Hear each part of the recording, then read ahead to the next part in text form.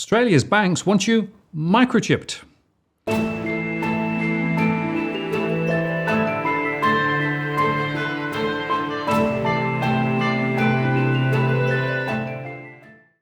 Martin North, John Adams, in the interest of the people. John, what's all this rubbish? Martin, only a couple of days ago did I get an email from one of our viewers who was deeply concerned that they had received an email campaign from their bank, an Australian bank, Suncorp, who is putting this idea out there as to whether their customers want to be microchipped. And the argument was that by being microchipped, it could drive efficiencies for customers in terms of their interaction with the financial system. So we're going to get into this because I think this is a very big, shocking revelation. But we have been on a crusade, you and I, for many years about economic freedom, freedom in general, not being surveilled by government, surveilled by big banks. And obviously that's why we fought the cash ban. And we were successful in to say to the government, we want to engage in commerce without you knowing what we're doing.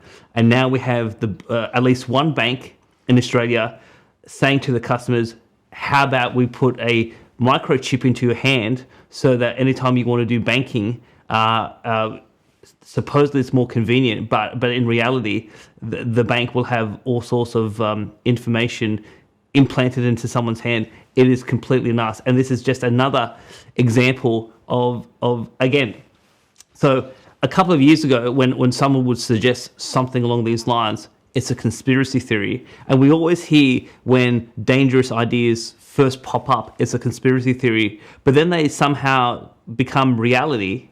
And the concern is that rather than having a full open debate about where this whole agenda is going, it is a quiet, slow, creeping set of events where they because obviously the issue is if they were to, when I say they as in the establishment, big business, big government, big tech, if they were to say to the public at large, okay, this is the end state we want to take you in, I think most people would say, no way, I don't want to live in that world. So they can't tell us forthrightly. So what they're trying to do is slowly but surely take baby steps so that we don't notice, and they take us to the destination that they want to. And obviously, in the context of our last show about the World Economic Forum, I mean that's why a lot of Australians, but people around the world, have very large concerns about where is the world headed. And this whole notion that an Australian bank would say to its customers, we want to do a survey and we want to see if you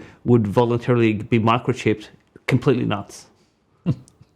Well, it is crazy. I mean, I happen to know a few things internationally. That I know that there's a company in the US who's arguing that people already use mobile phones today and they have biometrics on those mobile phones, fingerprint or face, whatever, right?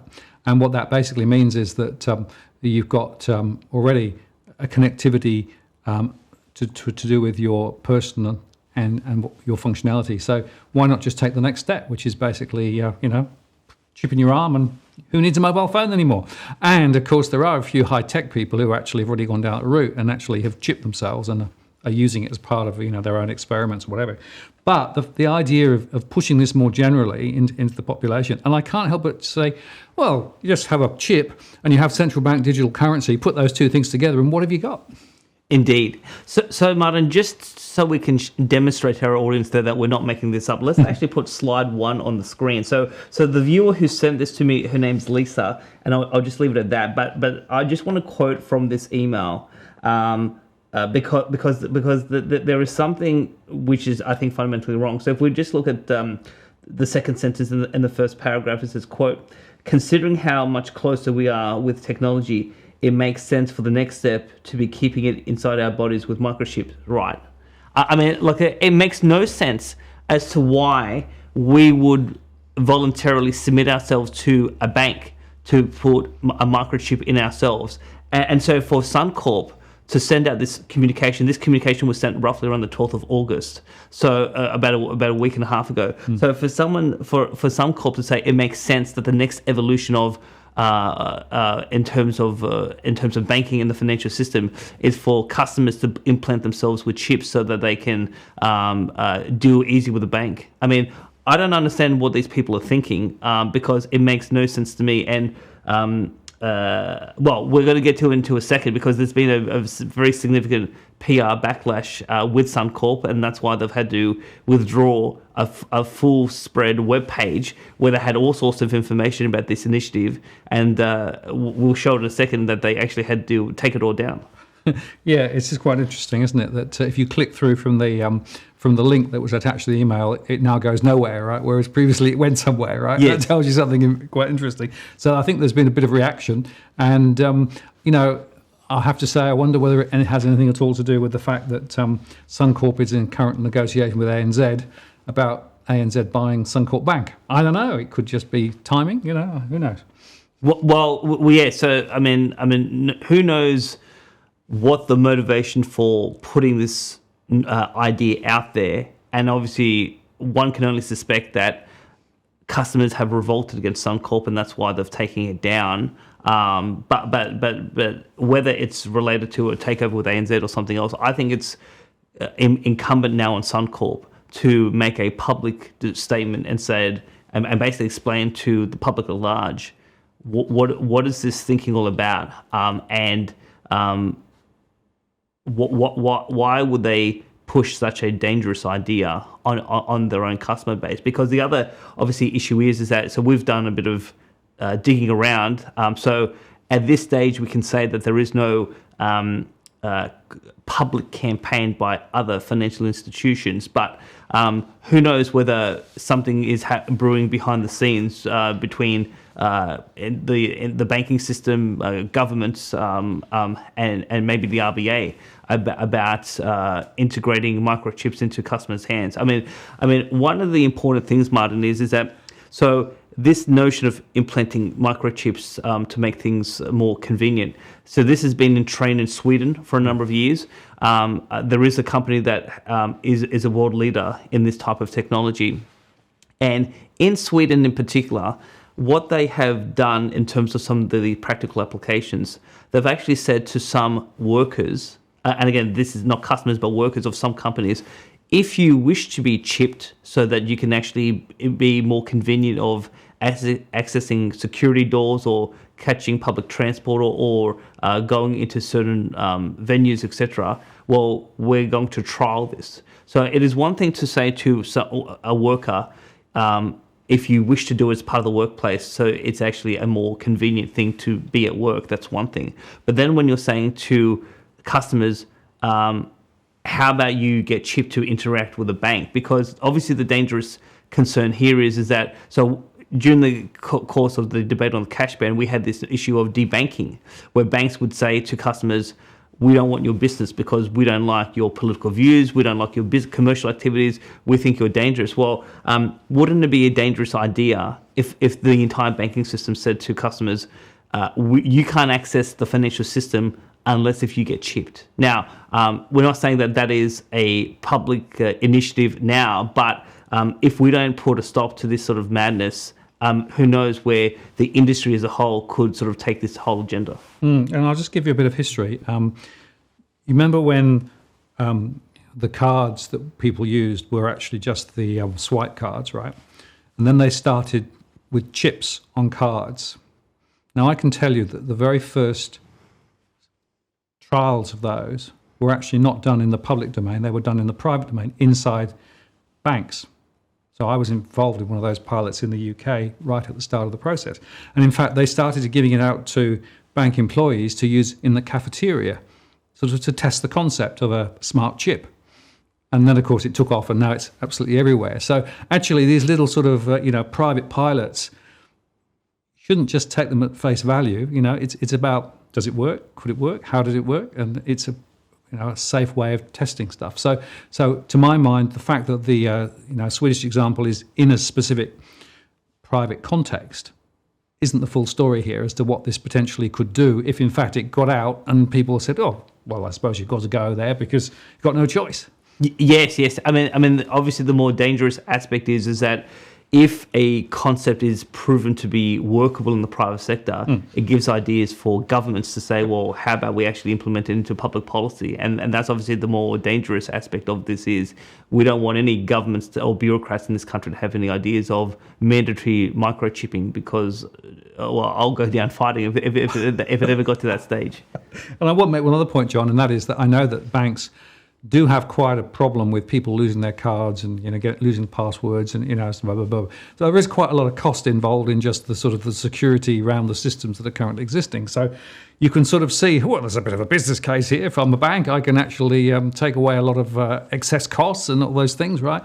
And I'm sure that that's sort of in the back of the minds, some of the things that will be driving it, because they're always looking for, quote, efficiency, but at the cost of the customer. And I've got a real problem with that. Indeed. Now, when it comes to the World Economic Forum item, so it is perhaps more factual to say that this type of initiative was originated in Sweden. I mean, that's the first example that I can see. But if we just put the web link on the screen, around 2018, this caught the attention of the World Economic Forum, and now they're sort of pushing these types of concepts. And so when you listen to Klaus Schwab and when he talks about the fourth industrial revolution, transforming the economy into a more digital world where things are supposedly more integrated. That's the sort of agenda that the World Economic Forum thinks will drive economic progress. Now, I don't necessarily agree with that, but obviously with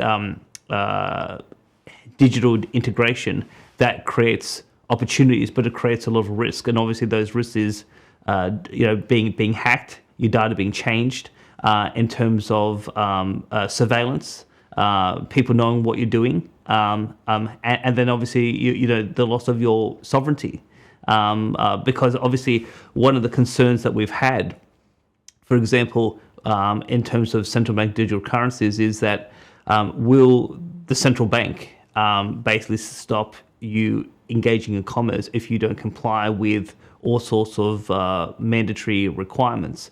And so that's our concern on that issue.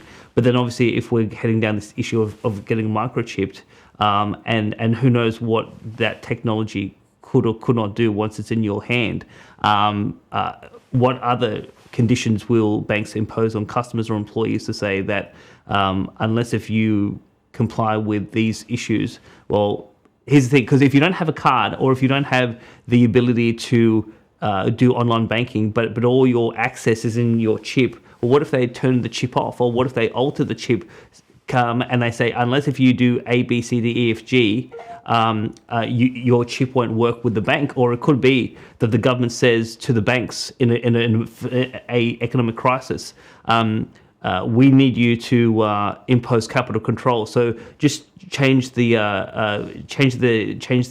settings on the chip so that your customers can't withdraw money from the bank. So I mean, perhaps the technology is not there at this stage for some of those things, but again, that's the end state dystopian world we could live in if we don't say early on in the process to policymakers, to big business that we want to do business with you. There is a legitimate role for private banks, but there is banks have to respect liberal democracy. They have to respect individual autonomy, bodily autonomy. And once you start to invade us with these dangerous ideas, there's going to be significant commercial pushback.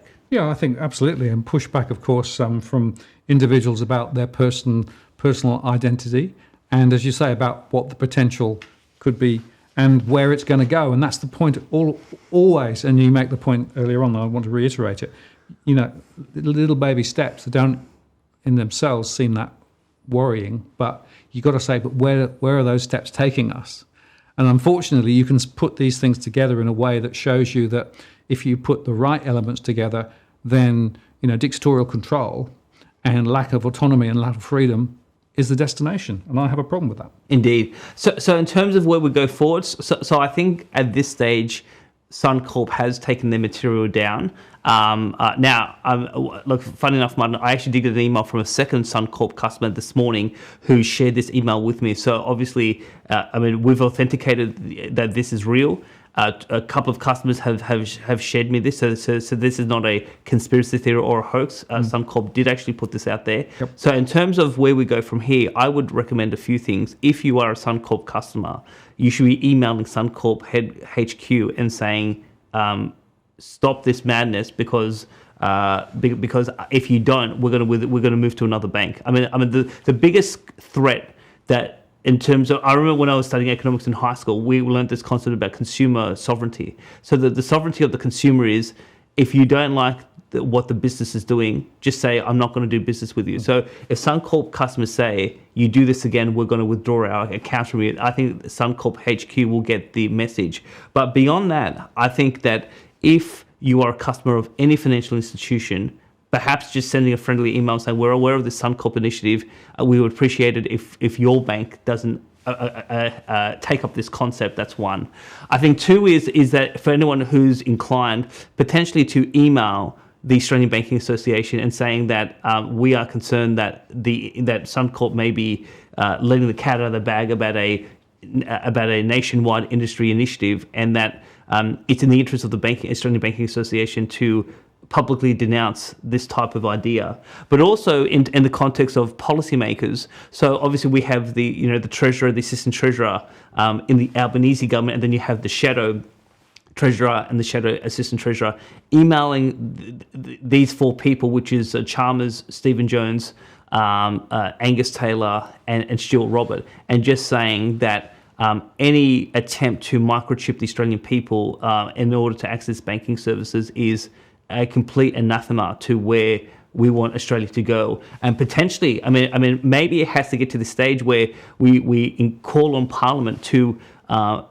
introduce a law to make sure that that banks don't have any ideas. So, I mean, potentially microchipping for access to banking services should be illegal, so that we can say to the banks, forget about it. Parliament's going to say no.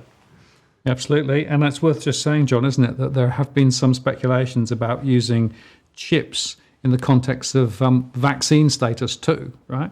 And I know that there was actually some arguments in the US saying, well, maybe in the next 10 years, half of Americans could be actually chipped. So, I mean, this is a real big deal. So I think you're right. We need to react firmly and positively early. Although, Martin, today's conversation is really about Suncorp and the banking system, yet you are correct that other people across the world have said, well, we can use chips for all sorts of things, and whether it's around vaccine status or anything else. I mean, that becomes a hugely dangerous situation where you're going to say to someone, in order to prove your status, and obviously with some of those mandates basically said, if you don't comply with the mandate, your ability to work, your ability to consume goods and services, your ability to move around the country, your ability to access public services, that's all curtailed because you're not in compliance. So if you have that sort of initiative combined, and the way you prove it is by having some foreign object implanted into your body, again, I don't know what's got into these people who are thinking this, but it's not for me. No, I agree. It is certainly not for me either. And, I'm not anti-technology, but I want it within firm bounds. And I also want it to be clearly articulated as to where it's going, rather than actually these incremental little steps and suddenly it'll be fun. Ends up in a nightmare. I don't want that either. Exactly. Very important, John. Once again, interest of the people. We're out first trying to raise the issue. So thank you for your time. Thank you. Martin North, John Adams, in the interest of the people. We'll see you next time.